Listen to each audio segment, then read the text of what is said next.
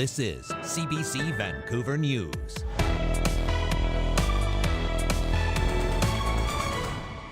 The body of a woman was found inside a home in Surrey's Newton neighborhood. Now police say it's being investigated as a homicide. And urban tree canopy can reduce temperatures in the order of 10 to 12 to 13 degrees, and we are losing that. Urban tree canopies are on the decline in Metro Vancouver. Why some experts worry it will lead to worsening climate emergencies. Plus, Lapu-Lapu Day has not been celebrated in North America at this scope and scale.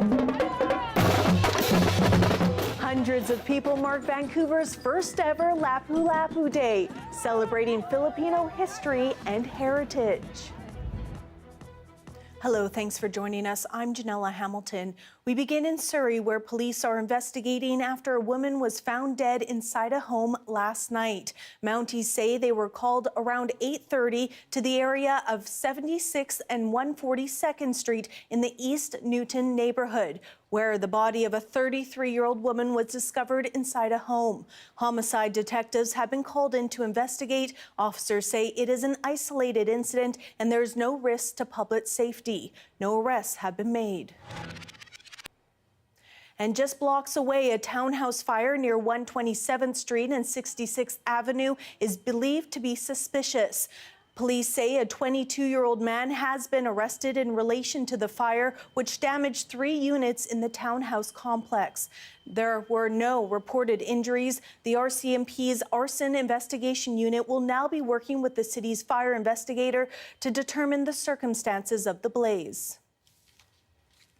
To Delta now, where 5 people are facing a total of 47 charges after a year-long fraud investigation led to the discovery of a drug lab and marijuana grow-op. Police say they first learned about a fuel fraud scheme involving fraudulent card-lock cards being produced and used last February. They say dozens of fraudulent transactions were conducted by the organized group. As part of the fraud investigation, police executed a search warrant and found the drug operations, as well as loaded guns that are restricted and prohibited. Urban tree canopies are on a decline in Metro Vancouver, despite the region's goal to have more areas shaded by trees by 2050. It comes amid a push for greater housing densification. As Sohrab Sandhu finds out, experts say it's a worrying sign and could lead to worsening climate emergencies. A 2020 report by Metro Vancouver Regional District reveals leafy tree-lined neighborhoods like this are under threat, with tree canopies making up only 31% of the region, a decline from 2014. If you look in the residential or other land uses, then you've got big empty bare spots, and where they have a much lower canopy, which means much increased mortality and vulnerability in heat dome kind of situations, heat waves. The report is based on data collected between 2014 and 2020 across 21 Metro Vancouver municipalities. It also shows paved surfaces like roads have increased from 50% in 2014 to 54% in 2020, which some researchers say adds to already rising surface temperatures.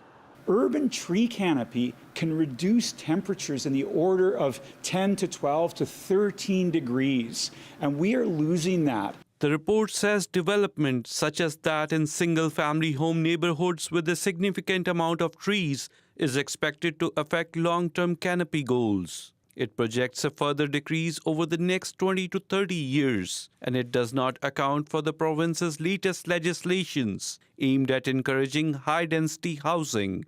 We don't have the guardrails on how we do development to ensure that we effectively integrate tree canopy and at-grade green infrastructure. There's still time to include within the legislation and the guidelines and the standards to municipalities on densification.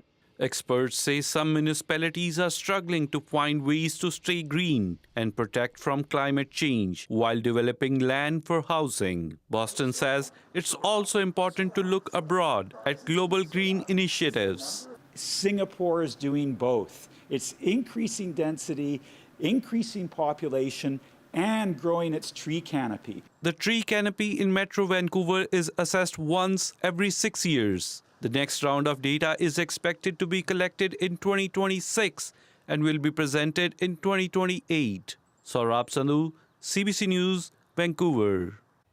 The BC Conservation Officer Service says a man has been fined $10,000 and banned from hunting for 15 years for illegally killing a grizzly bear in the interior. Wafeng Li was sentenced in Fernie Provincial Court for a violation under the Wildlife Act. The service says it launched a year-long investigation in the spring of 2020 after receiving a tip from the public about a man hunting bears using bait near Elkford. In 2021, conservation officers caught the man shooting a decoy black bear at the site where bait had been placed. Their investigation also found Lee shot and killed a grizzly bear and harvested parts from the animal. Grizzly hunting has been banned in the province since 2017.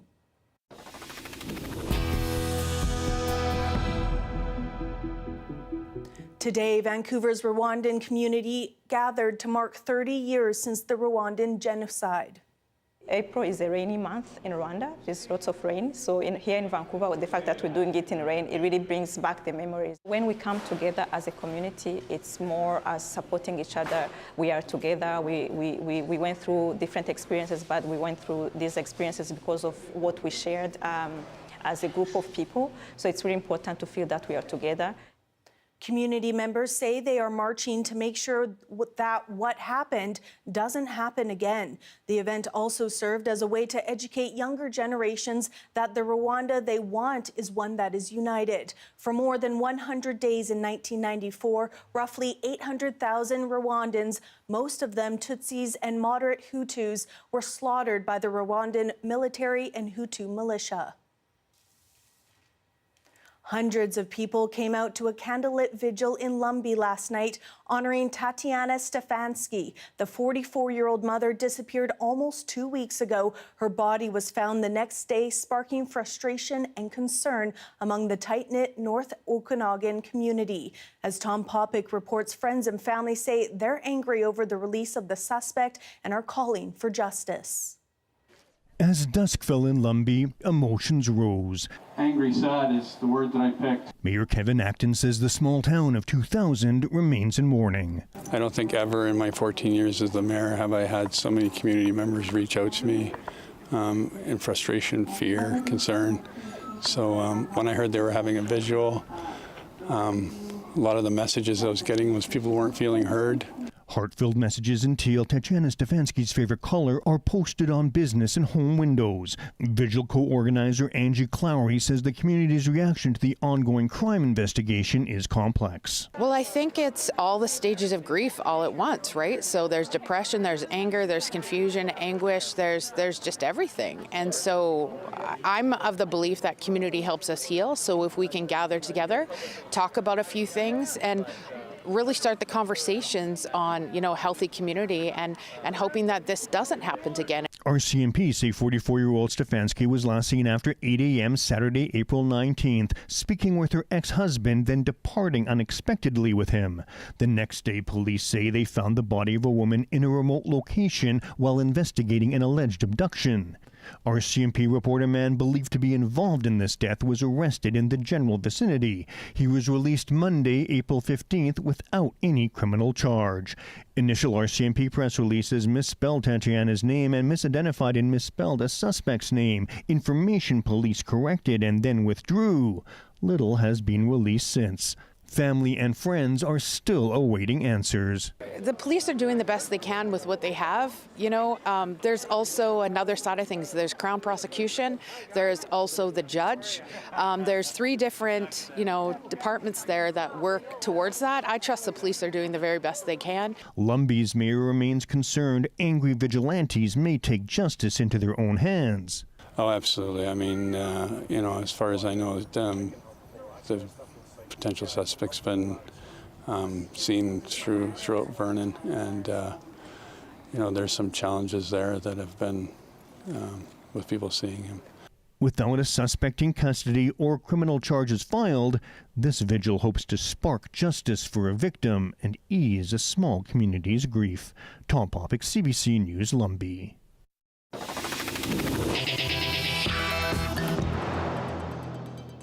A Filipino cultural celebration spanning several city blocks was held in South Vancouver today. The event was the first of its kind in the city, recognizing Filipino heritage and the first Filipino hero. Michelle Gomez brings us more from Lapu Lapu Day. Music, dancing, food, and traditional outfits. Hundreds gathering to honor Filipino hero Lapu Lapu, who led the Philippines in resistance against Spanish colonizers on this day in the 1500s. Organizers say the day symbolizes independence from colonial rule and celebrates Filipino culture. Lapu Lapu Day has not been celebrated in North America at this scope and scale. And a big part of the culture is the food. Barbecues, spring rolls. We got some asadas here, ube, coconut, mango, and passion fruit. This one is from my dad's recipe since back home. We marinate the pork overnight, we skewer it, and then we barbecue it. And that's it. The celebration included a basketball tournament from a local all-Filipino league, Batang Pinoy. This player says it's a beloved sport in the Filipino community. Basketball in the Philippines, honestly, everybody plays it.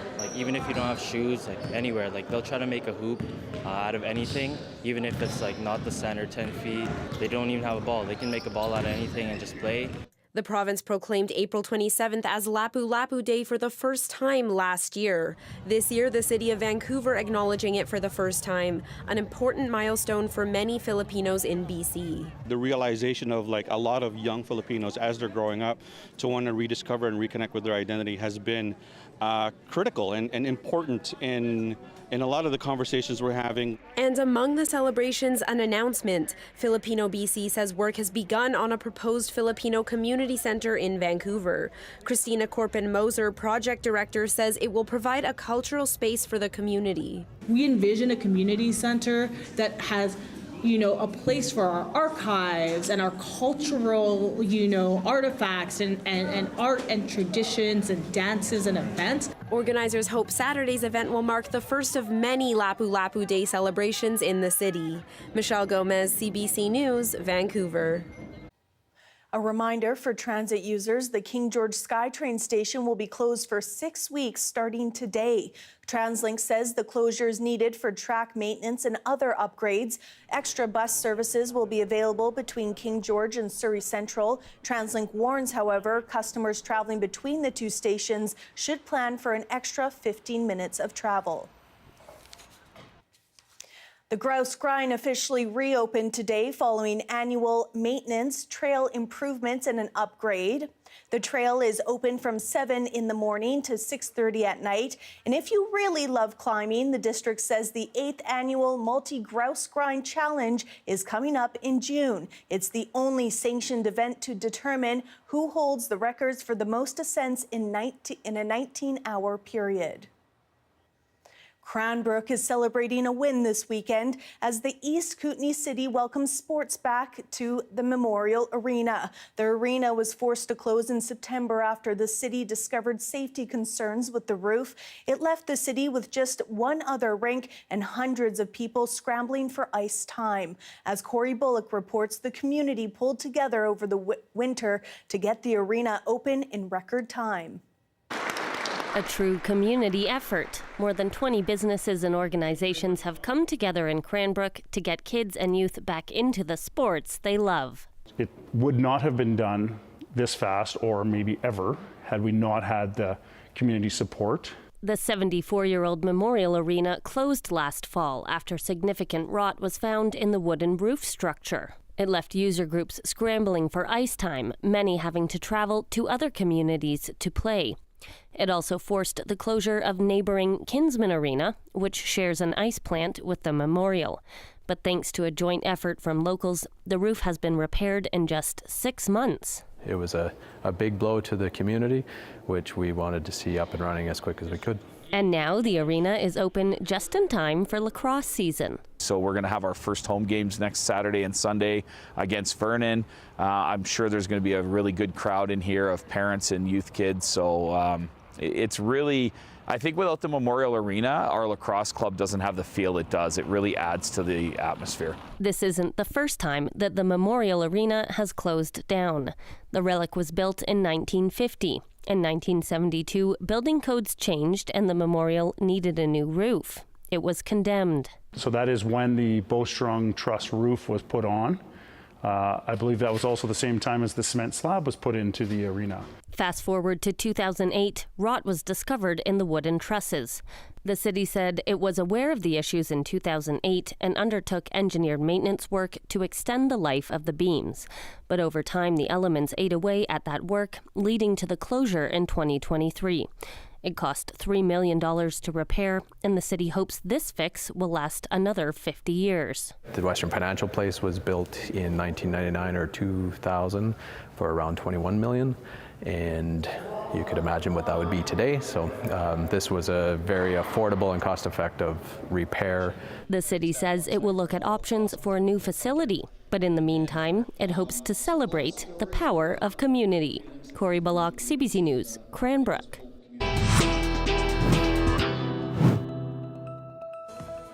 After the break, how a legal battle could put the future of Kingsgate Mall in jeopardy.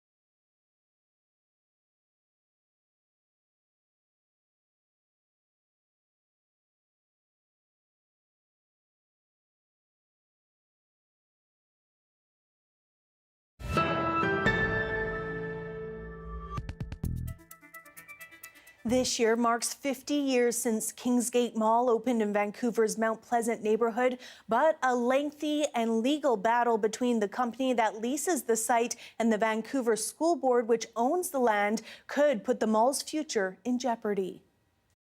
Mount Pleasant is known for many things: breweries, murals, independent stores, and so much more. While the area has seen a lot of changes in recent years, one stalwart is the Kingsgate Mall.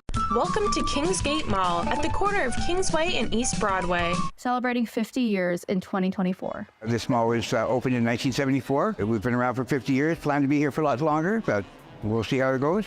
The mall has gone through lots of changes. It's very much a community mall. It's very, very old, very early school board site at the corner of the road that went to New Westminster. It's very, very early school site. I think 1892 it's put in. So it dates to the beginnings of this suburb called Mount Pleasant, which was the first suburb really outside of downtown peninsula for Vancouver. And you know, as was the way at the time, that they seemed to plan ahead for growth and for children and all that. And so the school was there. Continued on there until, you know, I can remember it in the early 1970s, and then was torn down. And the mall went in at a time that Mount Pleasant was really kind of down on its luck. It was a pretty shabby neighborhood. It had, you know, the big thing, there were two big things about Kingsgate Mall when it opened. One was this liquor store, which was hugely popular in the neighborhood, and then the other, it had a branch of Vancouver Public Library, which indicated another direction. And Mount Pleasant was so down, I guess, sort of down on its luck, that it attracted a lot of artists there. Ever since, locals have been stopping by Kingsgate for everything they need. How long have you been coming to the mall? Since 1974. The daughter that I used to bring here is now a grandmother, and I'm a great-grandmother. It was a good place to meet. I had moved from Winnipeg to Vancouver, and when I got to the mall, I found it was like a very social kind of place, and it had everything you need in one spot. So it made shopping easier. It was a safe space for my daughter to run around and play indoors. They had the rides. She was happy about that. So it was all inclusive. It's like a nostalgic part of Vancouver. We're thinking of the community and also the retailers, who some of us have been here for just 4 years and some 20 years and longer. But the future of the Kingsgate Mall could be in jeopardy. The site has been leased to Kingsgate Limited, a subsidy of developer Beatty, since 2005. However, the school board, which owns the site, and Beatty have been in a legal fight for the last few years, with the school board saying that Beatty owes millions in back rents. The school board has said it's considering selling the site for redevelopment in past legal rulings. In a statement, Beatty CEO Ryan Beatty said, "Given the ongoing court proceedings, I can't speculate on the future of the mall. What I can say is that the dispute concerns what the rent payable should be under the terms of the lease, and the court will be hearing that case on June 12th. The Vancouver School Board said, "This matter remains before the court, and the school district is awaiting the outcome of that process." Many are hoping the mall sticks around. We are not going to go anywhere. It is going to go like a next year, 5 years, 10 years. So they are not going anywhere. And we are the only one cafe eatery in the mall. We're glad to be a part of Kingsgate, and we look forward to like many more years serving the community. Frequent visitors also appreciate their one-stop shopping destination. Stores obviously have changed to go with whatever's going on in the world with tech and everything else. But the mall has been actually surprisingly kept up with what is going on. I just done my grocery shop just now. I go to work right after that, so it's handy. We're not trying to be a boutique mall or a large fancy mall or anything. We're just a neighborhood mall. We just try to provide a place for people to be. Here we have a live shot of BC Place where the Diljit Dosanjh concert is taking place. Very hip and happening in there, it looks like. We will have your full forecast coming up next.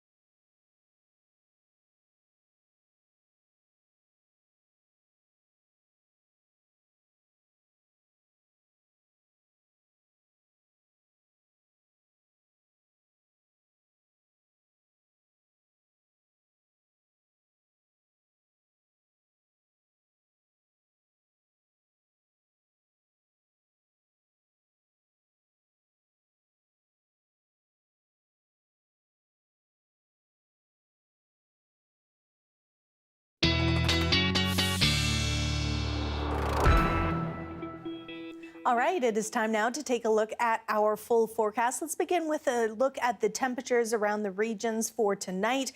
Dease Lake, 1 degree overnight with a chance of some snow flurries leading into the morning. Lots of precipitation across the majority of the province, and moving into tomorrow, that precipitation is going to turn into some isolated thunderstorms for areas such as Dease Lake, Prince George, Williams Lake as well. In Kelowna, you're going to see a little thunder tomorrow. 12 in Victoria with some rain, and 9 in Tofino. And here in Metro Vancouver, that precipitation is going to continue tomorrow and into Monday and Tuesday, with it drying up on Wednesday with a high of 15. Today, the torch was lit, marking the countdown to the 2024 BC Summer Games. Starting July 17th, more than 3,000 young athletes, coaches, and officials from across the province will converge on Maple Ridge, this year's host city.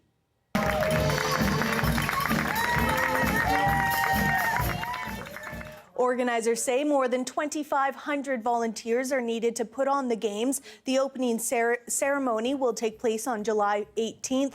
The competition runs until July 21st. That is your late news for this Saturday. Thank you so much for watching. To keep an up-to-date on news at any time, head to our website, cbc.ca/bc. We'll see you tomorrow.